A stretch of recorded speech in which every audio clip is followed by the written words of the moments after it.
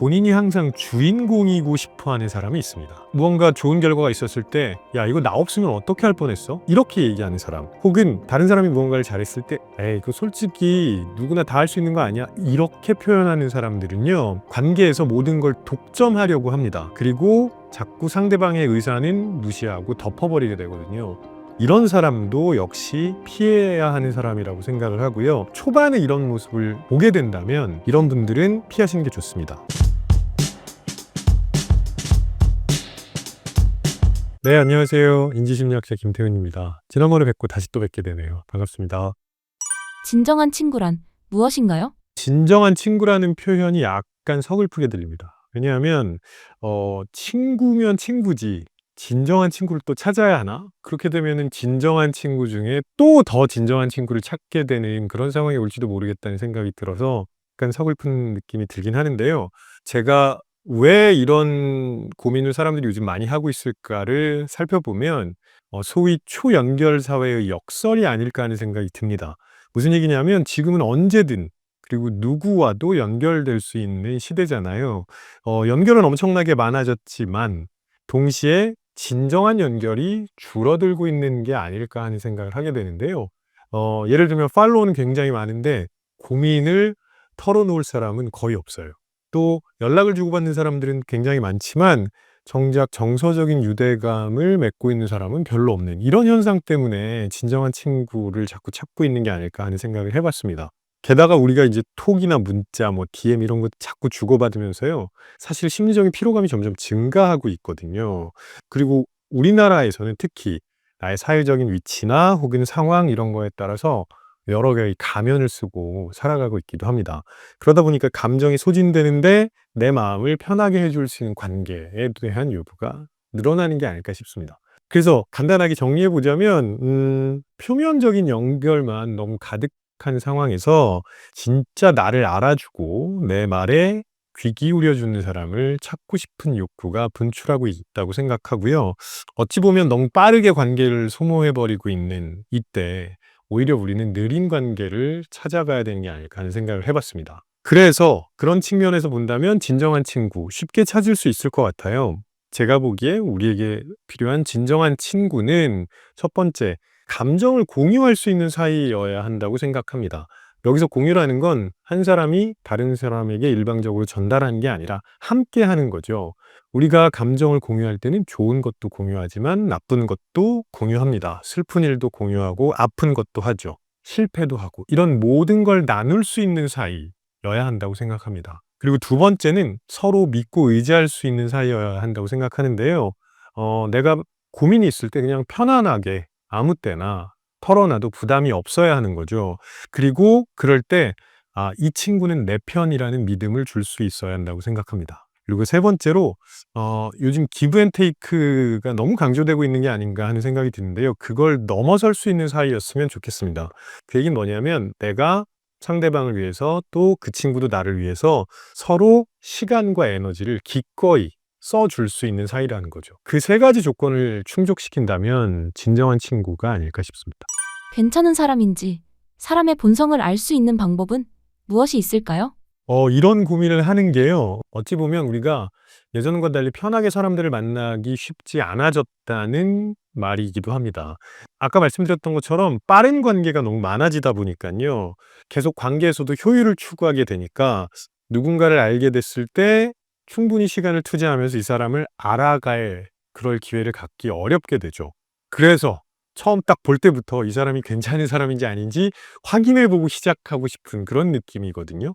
근데 어떤 심리학자도 그냥 한 번 보고 이 사람이 괜찮은지 100% 확신을 가지고 말하기는 어렵습니다. 당연히 인간관계라는 건 누적된 경험치가 있어야 하는 거거든요. 그래서 누적된 경험치를 쌓아가는 게 중요한데요.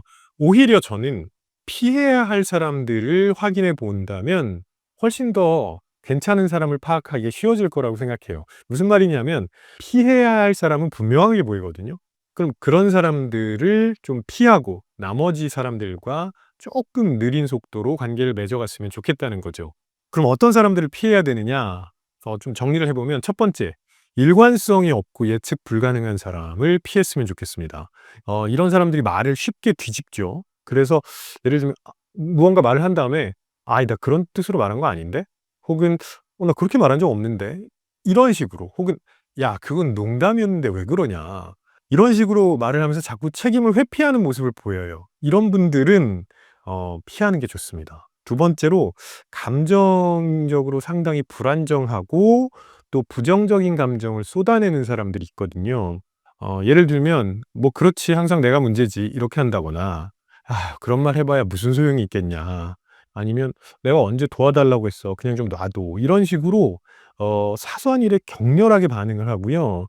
때로는 대화를 하다가 갑자기 아주 냉담한 모습을 보이기도 하고 뭐 이렇게 상당히 불안정한 모습을 보이는 분들이 있습니다. 이런 분들도 역시 좀 피하셨으면 좋겠습니다. 세 번째, 본인이 항상 주인공이고 싶어 하는 사람이 있습니다. 누군가가 뭔가를 되게 잘했어요. 근데 "에이 그거 별거 아니야. 다 할 수 있는 건데." 이렇게 말한다거나 무언가 좋은 결과가 있었을 때 "야 이거 나 없으면 어떻게 할 뻔했어?" 이렇게 얘기하는 사람. 혹은 다른 사람이 무언가를 잘했을 때 "에이 그 솔직히 누구나 다 할 수 있는 거 아니야?" 이렇게 표현하는 사람들은요. 관계에서 모든 걸 독점하려고 합니다. 그리고 자꾸 상대방의 의사는 무시하고 덮어버리게 되거든요.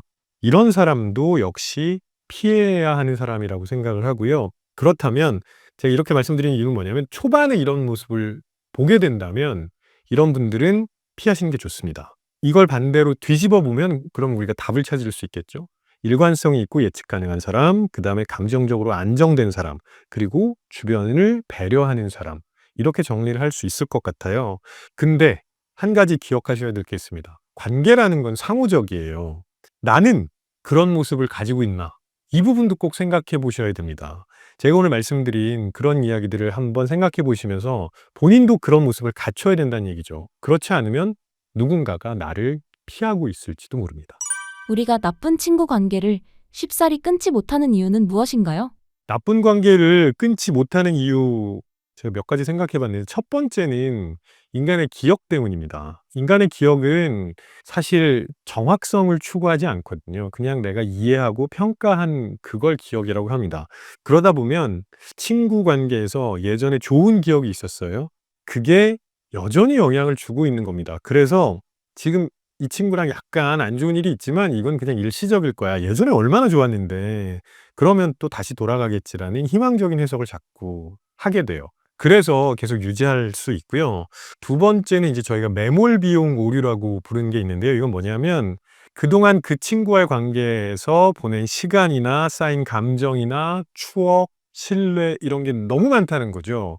만약에 관계를 단절하게 되면 그간의 그 많은 노력과 시간들을 다 버리게 됩니다. 이걸 사람들이 굉장히 아까워할 수밖에 없습니다. 그래서 '에이 설마.' 하는 마음으로 계속 끌고 가게 되는 경우도 있고요. 세 번째는 죄책감과 불안이 있습니다. 무슨 얘기냐면 내가 이 관계를 끊어 버리는 게 상대방에게 혹시나 피해를 주게 되면 어떡하나 하는 그런 죄책감을 가지신 분들이 있어요. 사실 관계가 상호적이라고 보면 굳이 그런 죄책감을 가지실 필요는 없음에도 불구하고 그런 분들이 있고요. 특히 이런 죄책감은 관계가 오래될수록 더 크게 나타납니다. 왜냐하면 그동안 너무 이런 거 저런 거 보면서 상대방이 뭐에 상처받는지를 알고 있기 때문이죠. 여기에 더해서 본인에 대한 불안감도 있습니다. 내가 이 관계를 끊고 나면 과연 더 나은 관계를 맺을 수 있을까 하는 불안감이 작용을 하게 되거든요. 그래서 나쁜 관계를 쉽사리 끊지 못하게 되는데요. 특히 어떤 분들이 더 심하냐 하면 외로움을 많이 느끼는 분들이 나쁜 관계를 더 잘 끊지 못하게 됩니다. 왜냐하면 분명히 나한테 별로 안 좋은 관계라는 걸 알아요. 그런데 본인이 너무 외롭기 때문에 '이것마저 놓치면 어떻게 하지.'라는 생각을 하시게 되죠. 그래서 그걸 놓치기 싫어서 힘들어도 계속 관계를 유지해요. 그 이유는 우리 인간에게 외로움이 너무 고통스러운 감정이기 때문입니다. 심지어는 일본에서 이 외로움을 피하려고 범죄를 저지르는 고령층이 늘어나고 있어요. 내 주변에 아무도 없으니까 범죄를 저지르고 교도소에 가서 '누구와 말을 할 수 있겠다.' 이런 생각으로 범죄를 저지르는 분들도 있고 또 심지어 영국에서는 2018 년에 이게 외로움이 단순히 개인적인 문제로 보면 안 된다고 해서 공공보건의 문제로 받아들이고 외로움부라는 걸 만들기도 했습니다. 그래서 사실 외로움이 그만큼 우리가 견디기 힘든 감정이라는 거죠. 그렇지만 외로움 때문에 관계로 도피하는 거는 피하셔야 됩니다. 그게 오히려 더 부정적인 결과를 가지고 올 수 있다는 것도 생각하셨으면 좋겠습니다. 인간관계에 악영향을 미치는 말투와 습관은 무엇이 있을까요? 이건 간단히 정리를 해보면요. 일단 말투부터 생각해보면 첫 번째 비꼬는 말투. 그거 이제 알았어? 아이고 참 단순해서 좋겠다. 이런 식으로 말씀하시는 분들이 있어요. 이거 굉장히 안 좋은 거고요. 그 다음에 지적을 하거나 무언가를 가르쳐 주려고 하는 말투가 있습니다. 내가 이전에 이미 말했잖아. 혹은 도대체 몇 번 알려줘야 되는 거야. 이런 식으로 말씀하시는 분들이 있어요. 세 번째로 감정을 무시하는 말투가 있습니다. 뭐 그렇게 예민하게 구냐. 아니 왜 그 정도 가지고 굳이 그럴 필요가 있어? 이런 식으로 말씀하시는 분들이 있고요. 한 가지 추가하자면 비교하는 말투 있습니다. 내가 그 나이 때는 자주 들어보셨죠? 네, 그런 거. 또, 야, 저 팀은 장난 아닌데 니넨 도대체 뭐 하는 거냐? 이런 식으로 비교하는 말투를 쓰시는 분들이 있어요. 이런 거, 인간관계에 무척 악영향을 주게 됩니다. 그리고 습관을 간단하게 정리해보면요. 대화 도중에 습관적으로 상대방의 말을 끊고 본인 얘기만 하는 그런 행동. 이거는요, 그 순간에는 티를 안 낼지 모르겠지만 계속 상대방이 쌓아놓게 됩니다. 나중에 언젠가 부정적인 영향을 받으실 거예요.